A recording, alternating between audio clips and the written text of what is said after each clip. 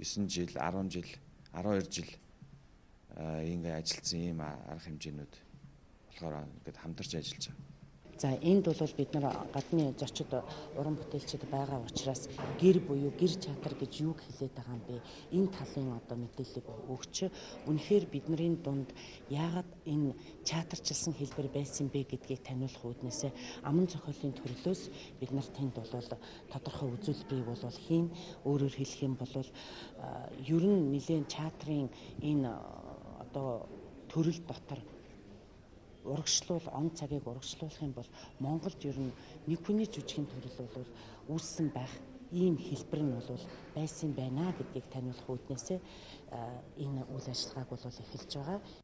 Мөн 6 дугаар сард Playtime амьд хөгжмийн наадам Венийн үдшийн цингүүн UB Dance Festival чөлөөт бүжгийн үдшийг зохион байгуулахар төлөвлөж байна. Анхаарал хандуулж байгаад баярлалаа. Дараагийн нэгэн таатай мэдээллийг одоо хүргэх гэж байна.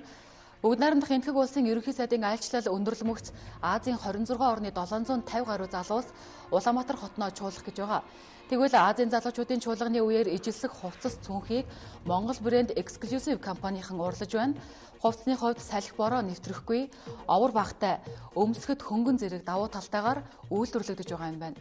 За хувцас цүнхийг Adidas, Nike брэндийн хувцсыг үйлдвэрлэдэг материалаар 5 өнгийг солонгоруулан урлаж байгаа юм байна. Дээр нь Монгол улсын засгийн газар, Азийн залуучуудын холбоо, хүн ам хөгжил нийгмийн хамгааллын яам болон Монголын залуучуудын холбооны логог шигтгэж байгаа гинэ. За ямар ч тач олон улсын гэлтгүү дотоодын арга хэмжээнд хэрэгэлдэг хувцас цүнх, малгай гэд бүхэл эд зүйлсийг өмнөд хөршдөг үйлдвэрлэдэг их оронч бус шийдвэрүүдийг энэ удаагийн Азийн залуучуудын чуулган эвтгэнэ. Нэмж дуулахад Азийн залуучуудын зөвлөлийн 13 дугаар ерөнхий ассамбле буюу Нэг Аз 2015 чуулган энэ сарын 18-наас 21-ний өдрүүдэд тогтвортой хөгжлийн зорилтод залуучуудын оролцоо сэдвийн дор Улаанбаатар хотноо зохион байгуулагдах юм а.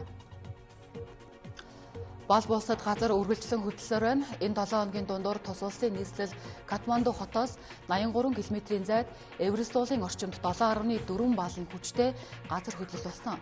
Улмаар газар хөдлөлийн чичиргээ энэтхэгийн хойд мужууд болон Шинэ Дели хот, Бангладешийн Дака хот, Афганистан улсуудад мэдрэгдсэн байгаа юм.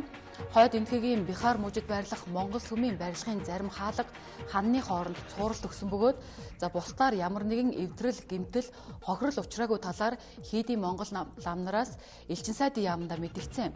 Тэгвэл балбын ард түмэнд туслах хөдөлгөөнийг Монгол балбын найрамдлын нийгэмлэгээс Монгол улсад өрнүүлж эхлээд байгаа. Балбын 30 сая хүний 12 сая нь өөрсдийгөө монголчууд хэмээн үздэг байна. Тэд 5-аас 10 мянган жилийн өмнө Монголоос нүүдэлэн гарч тэндээс суурьсан хүмүүс гинэ. За энэ мэт олон учир шалтгааны учраас монголчууд бол балб түмэнд туслах ёстой ард түмэн гэж тус